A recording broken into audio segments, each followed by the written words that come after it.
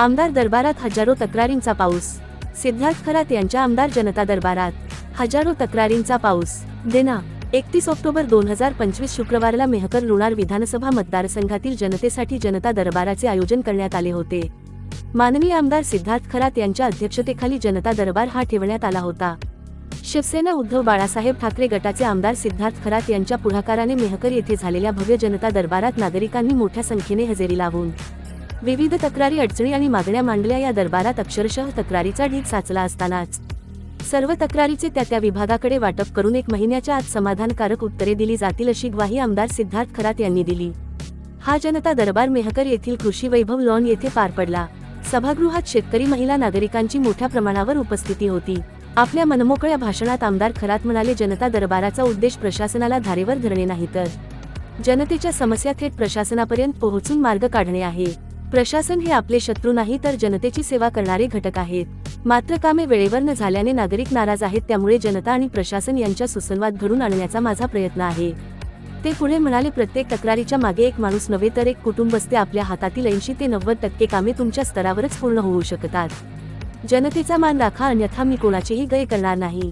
दरबारात अतिवृष्टीमुळे नुकसान भरपाई, विहिरीचे पंचनामे, सौर ऊर्जा पंप बंद पडणे, शेत रस्ते व पांदण रस्त्याची प्रश्न, शेत जमिनीच्या अनुदानाबाबतची अडचण अशा अनेक तक्रारी मांडण्यात आल्या।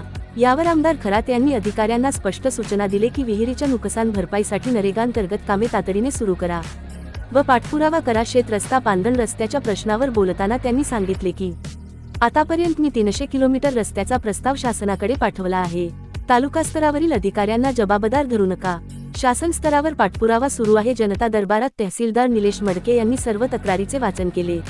यावेळी उपविभागीय अधिकारी रवींद्र जोगी, गटविकास अधिकारी दिनकरराव खरात, मुख्याधिकारी रामराजे कापरे, जलसंपदा विभागाचे आर चव्हाण, पाटबंधारे विभागाचे AP महाजन, सार्वजनिक बांधकाम विभागाचे उपविभागीय अभियंता प्रदीप लोलुरे, रस्ते विकास महामंडळाचे SM मस्के, PMGSY चे चंद्रकांत खडसे, तालुका कृषी अधिकारी किशोर काळे, नायब तहसीलदार प्रवीण देशमुख, मेहकर आगार प्रमुख हर्षल साबळे, गटशिक्षण अधिकारी मधुकर वानखेडे इत्यादी अधिकारी उपस्थित होते। जनता दरबारात मिळालेला प्रचंड प्रतिसाद पाहता कृषी वैभव लोणचा हॉल अक्षरशः गच्च भरून गेला होता।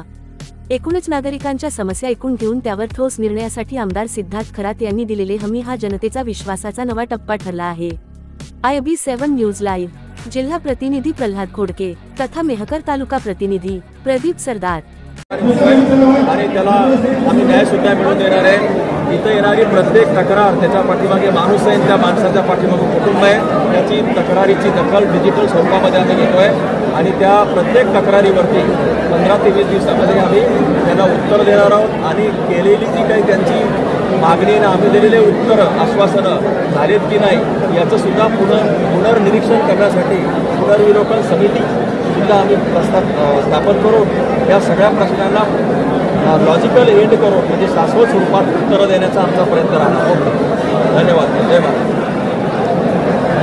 पाहताय IB7 न्यूज, आवाज नव्या युगाची।